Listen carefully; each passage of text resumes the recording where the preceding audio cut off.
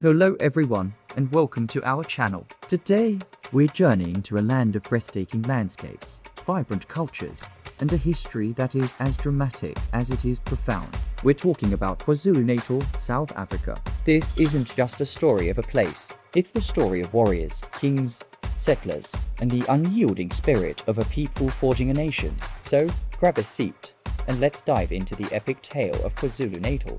Our story begins long before the arrival of Europeans. For centuries, the rolling hills and fertile plains of this region were home to various Nguni-speaking peoples. They were pastoralists and farmers, living in organized communities. But in the early 19th century, a storm was gathering. A young, ambitious leader was about to emerge and change the face of southern Africa forever. His name was Shaka.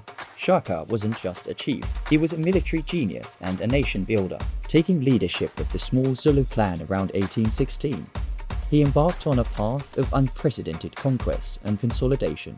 Shaka revolutionized warfare with his new tactics and weaponry, like the short stabbing spear, the ikla, and the horns of the bull formation. He absorbed defeated clans into his growing Zulu nation, creating a powerful, centralized kingdom. This period of turmoil and consolidation, known as the Mfecane or Divacane, saw massive migrations and a complete reshaping of the region's political landscape. Under Shaka, the Zulu kingdom became the dominant power, a disciplined and formidable force. But the Zulu kingdom's dominance would soon be challenged by new arrivals from distant lands. First came the Voortrekkers or Boers, Dutch-speaking farmers migrating inland from the British-controlled Cape Colony in the 1830s, seeking land and independence. Their great trek brought them into direct conflict with the Zulu. The Battle of Blood River in 1838 is a pivotal and deeply contested event in this clash of cultures. A small group of Voortrekkers, led by Andries Pretorius, defeated a massive Zulu army. This victory was seen by the Boers as a sign of divine favor and led to the short-lived Natal Republic. Hot on their heels were the British, who had their own imperial ambitions. They annexed the Natal Republic in 1843, establishing the colony of Natal. This brought a new wave of British settlers and crucially indentured laborers from India to work on the burgeoning sugarcane plantations. This influx added another rich layer to the region's cultural tapestry, creating the diverse society we see today. For the Zulu, however, this meant being squeezed between two powerful colonial forces. The tension between the British Empire and the Zulu Kingdom was bound to explode. In 1879, the British issued an impossible ultimatum to the Zulu king, Cetshwayo, demanding he disband his army. He refused, and the Anglo-Zulu War began. The world was stunned when, at the Battle of Isandlwana, a Zulu force of 20,000 warriors completely overran a modern, well-equipped British camp. It was a staggering victory for the Zulu and a humiliating defeat for the British Empire. However, the British war machine was relentless. Later that same day, a small British garrison famously defended the mission station at Rorke's Drift. Despite the initial Zulu successes, the British eventually overwhelmed the kingdom. At the Battle of Ulundi, the Zulu army was decisively defeated, and King Cetshwayo was captured. The proud Zulu kingdom was broken and absorbed into the British colonial sphere.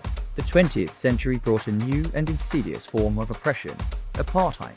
Established in 1948, this system of institutionalized racial segregation and discrimination formalized the subjugation of the black majority. KwaZulu-Natal was carved up. The heartland of the Zulu people was designated as the homeland or Bandistan of KwaZulu. While supposedly a step towards self-governance, it was, in reality, a way to strip black South Africans of their citizenship and confine them to fragmented, economically unviable territories. Cities like Durban were segregated, with communities like the vibrant, multiracial Cato Manor being forcibly dismantled and its residents relocated based on race. The struggle against apartheid was fierce here. Leaders like Albert Luthuli, president of the African National Congress and Africa's first Nobel Peace Prize laureate, hailed from KwaZulu-Natal. The region became a hotbed of political activism, but also of tragic internal conflict, particularly in the 1980s and early 90s, between supporters of the ANC and the Inkatha Freedom Party.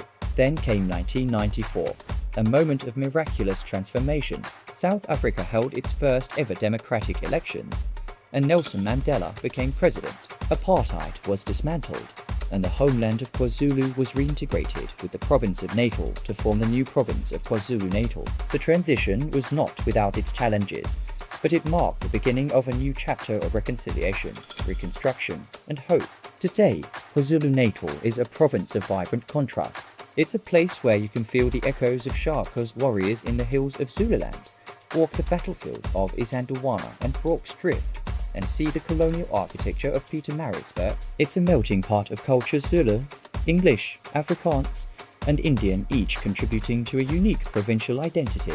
The economy is diverse, from the bustling port of Durban, one of Africa's busiest, to the sugarcane fields, manufacturing industries, and a world-renowned tourism sector. Visitors flock to see the majestic Drakensberg Mountains, the pristine beaches of the coast, and the incredible wildlife in reserves like Hulu Imfolozi Park. But the legacy of its history remains. The province continues to grapple with the deep-seated inequalities left by colonialism and apartheid. Issues of land ownership, economic disparity, and access to services are still very real challenges. Yet, the story of KwaZulu-Natal is ultimately one of resilience. It's the story of a people who have endured conquest, division, and oppression, and have emerged to build a new, inclusive future. It's a living history, a constant negotiation between a powerful past and a hopeful future. From the rise of the Zulu kingdom to the dawn of democracy, this land tells one of humanity's most compelling stories. Thank you so much for joining me on this journey through the history of KwaZulu-Natal. It's a story with so many layers, and we've only scratched the surface. If you found this interesting, please give this video a thumbs up. And don't forget to subscribe for more deep dives into the fascinating histories that have shaped our world. Let us know in the comments what part of this story resonated with you the most. Until next time.